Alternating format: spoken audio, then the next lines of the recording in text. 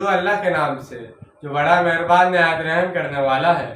اور زرخیز زمین تو اپنے رب کے حکم سے اپنا سبزہ نکالتی ہے، اور جو زمین خراب ہے وہ کچھ نہیں نکالتی مگر کوئی ناقص سی چیز۔ اسی طرح ہم اپنی آیات کو گردش میں لاتے ہیں ان لوگوں کے لیے جو ان کی قدر کرنے والے ہوں۔ سرائیکی زبان میں ایک لفظ نقدار استعمال ہوتا ہے۔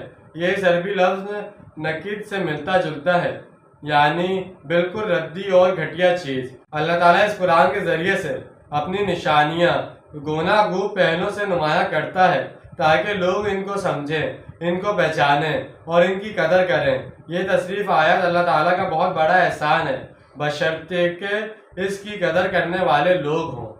لَقَدْ أَرْسَلْنَا نُوحًا إِلَىٰ قَوْمِهِ فَقَالُوا يَا قَوْمِ اعْبُدُوا اللَّهَ مَا لَكُم مِّنْ إِلَٰهٍ غَيْرُهُ إِنِّي أَخَافُ عَلَيْكُمْ عَذَابَ يَوْمٍ عَظِيمٍ۔ ہم نے